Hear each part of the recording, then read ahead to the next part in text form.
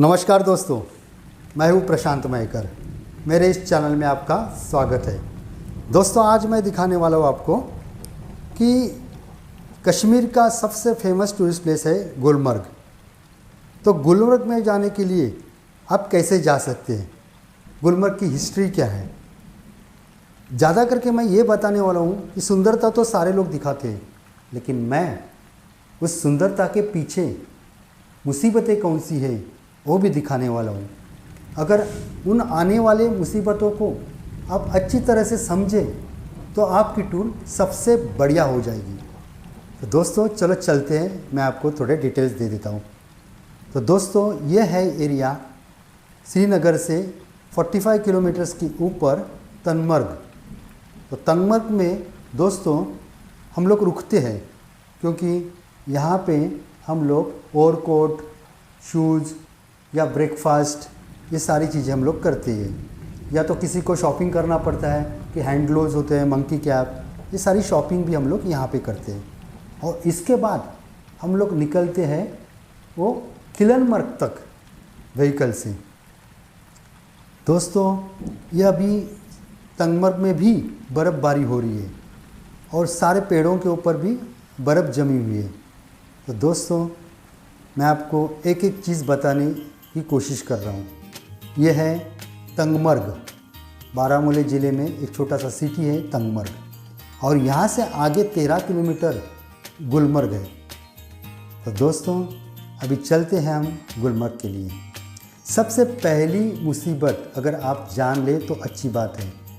आपकी टूर ख़राब होने का कारण पहला एक होता है कि आपके व्हीकल के ड्राइवर से बर्ताव। दोस्तों अगर आपकी टूर अच्छी होनी चाहिए ऐसा आपको लगता है तो सबसे पहले एक काम करना है, आप जिस व्हीकल से घूमने जाने वाले हों इंडिया में कहीं भी, उस व्हीकल के ड्राइवर भाई साहब को आप कभी भी उनके सिंगल नाम से आवाज़ नहीं देंगे। उनका जो भी नाम रहेगा उस नाम के आगे आप भाई साहब बोल दीजिए, ड्राइवर भाई खुश हो जाएंगे। और उन ड्राइवर भाइयों को आप जहाँ भी नाश्ता करने के लिए रुकेंगे या खाने के लिए रुकेंगे तो वहाँ उनको भी बुलाइए कि भाई साहब आप भी मेरे साथ नाश्ता करिए।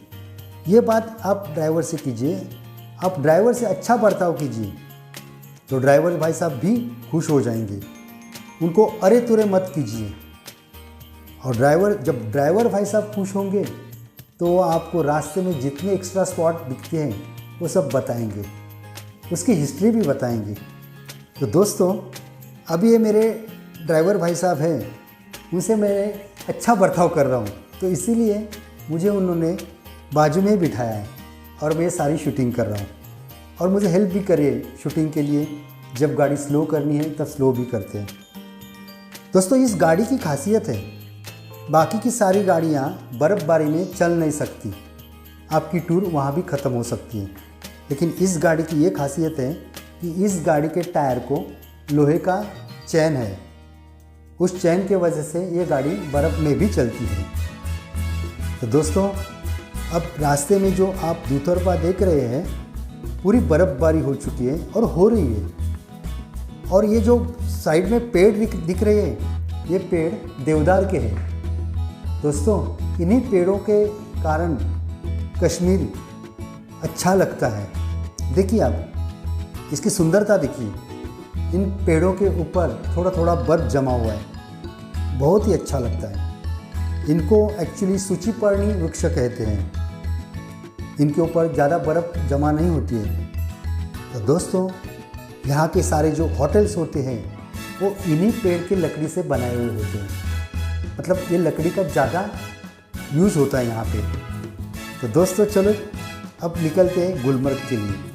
पहले हम जाएंगे खिलनमर्ग तक, तो ये जर्नी थोड़ा एंजॉय कीजिए।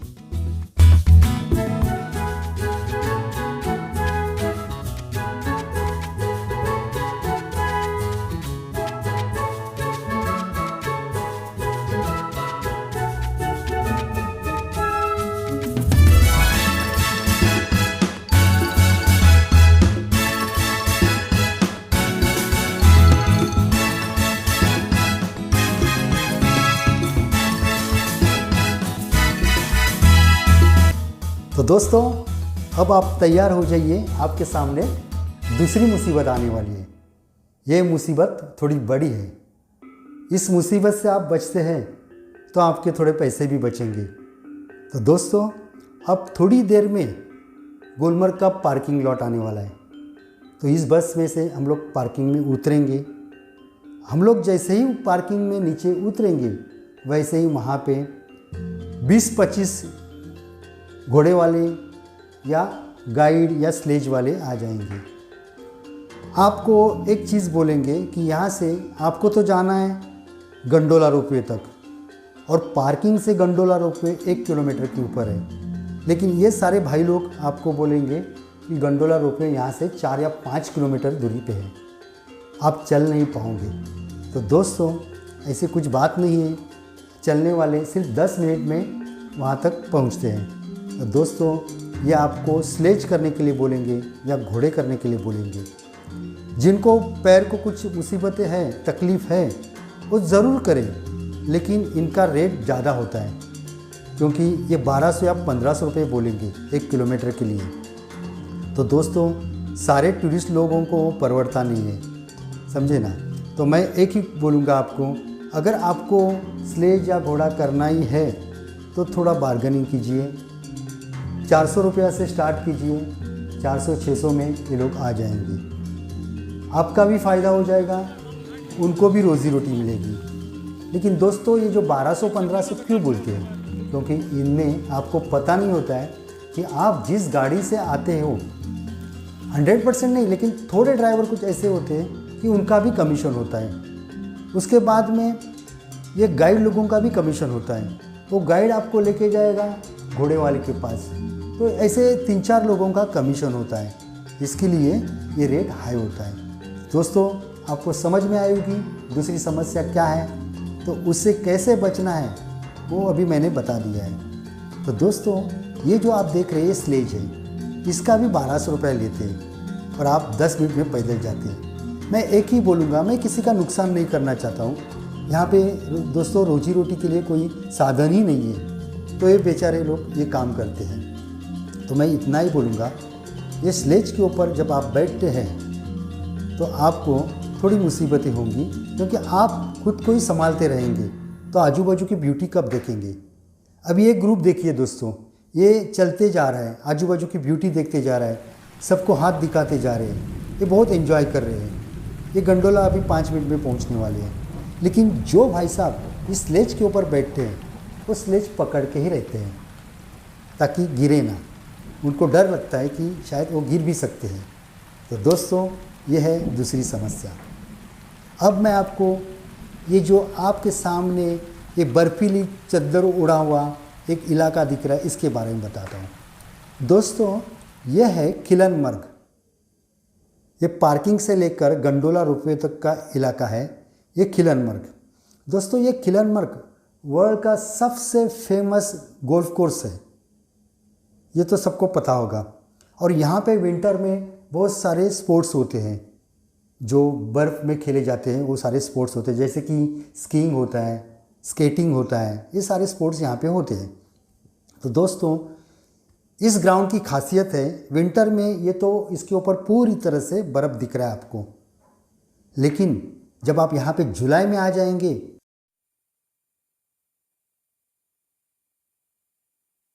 तो यहाँ पे सारी हरियाली होगी और यहाँ पे जंगली फूल बहुत सारे देखने को मिलेंगे।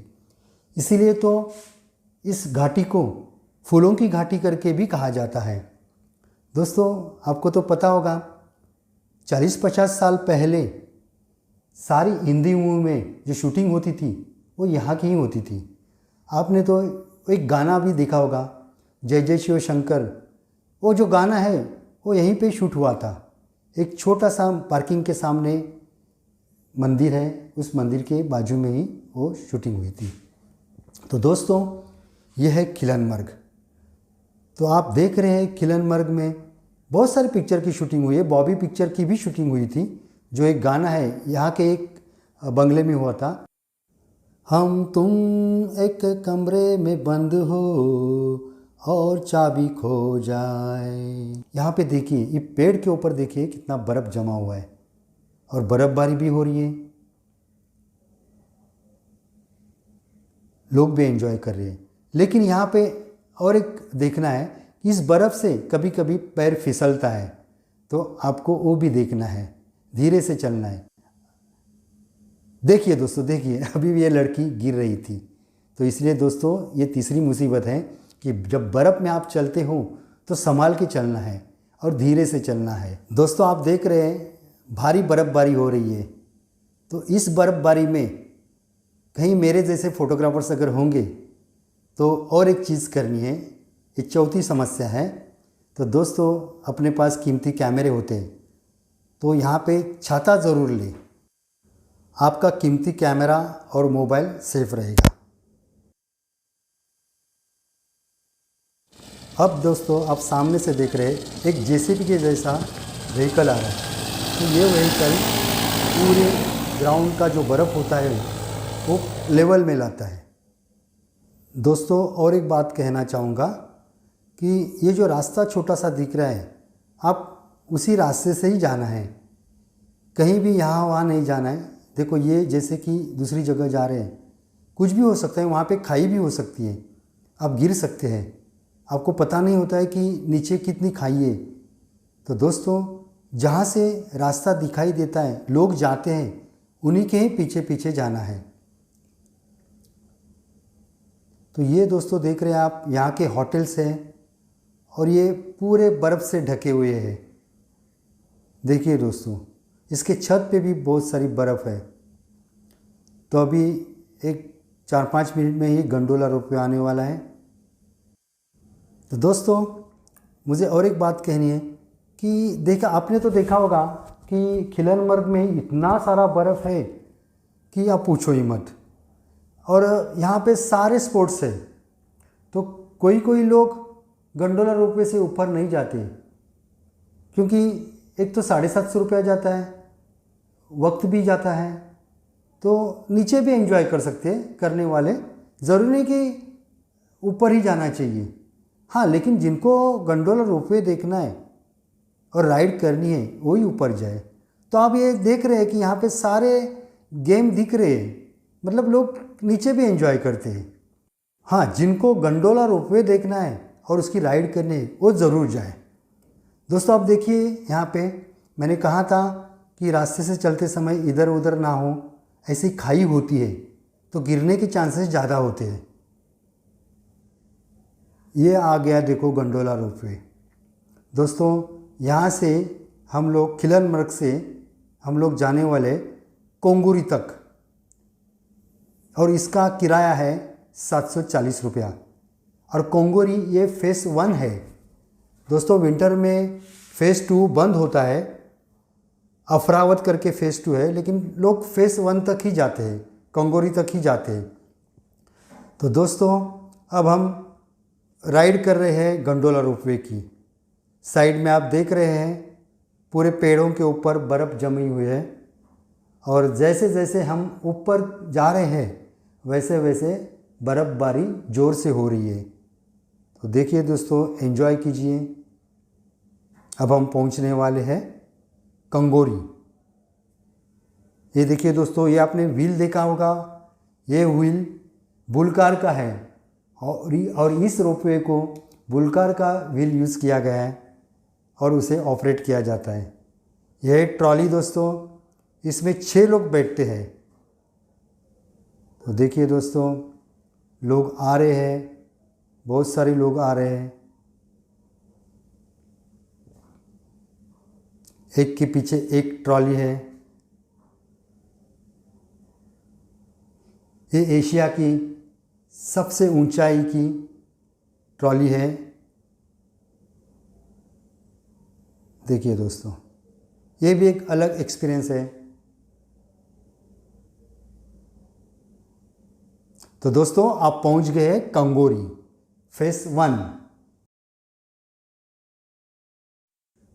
तो दोस्तों अब हम पहुंच गए हैं फेज़ 1 तक। देखिए टूरिस्ट सारे बाहर आ रहे हैं और पूरी बर्फ़बारी हो रही है।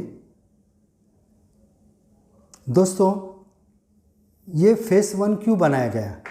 जब आप अप्रैल में या मई महीने में आएंगे तो नीचे बर्फ़ नहीं मिलती है, लेकिन यहाँ पे 100% बर्फ़ मिलती है फेज़ 1 पे, इसीलिए लोग आते हैं।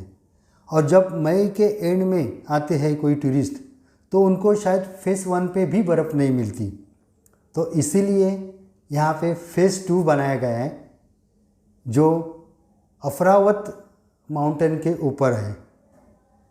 तो दोस्तों अब तो विंटर में फेज़ 2 बंद ही है, ऊपर जाने की ज़रूरत ही नहीं है।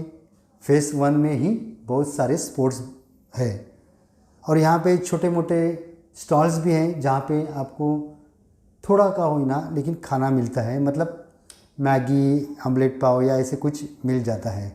तो दोस्तों चलो एंजॉय कीजिए गुलमर्ग की सुंदरता।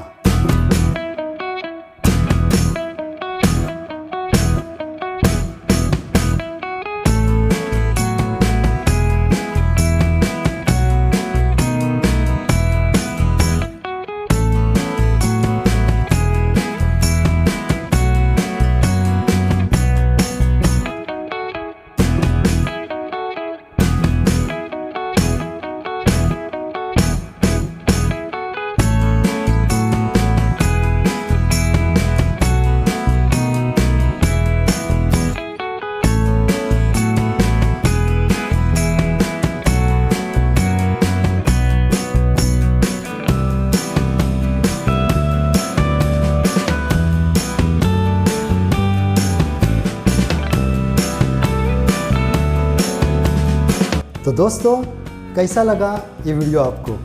अगर अच्छा लगा है तो ज़रूर कमेंट बॉक्स में लिख लीजिए, और कुछ समस्या आती है आपको तो ज़रूर मुझे कमेंट बॉक्स में लिखिए, मैं आपकी समस्या हल करने की कोशिश करूँगा। तो दोस्तों अगर आपने अभी तक इस चैनल को सब्सक्राइब नहीं किया है तो ज़रूर सब्सक्राइब कीजिए, क्योंकि आने वाले समय में कश्मीर से लेकर कन्याकुमारी तक मैं सारे वीडियो बनाने वाला हूँ, और उस वीडियो में मैं उसकी सुंदरता और हिस्ट्री के साथ भी उसकी समस्या और आने वाली मुसीबतें भी बताने वाला हूँ। तो वीडियो अंत तक देखने के लिए धन्यवाद।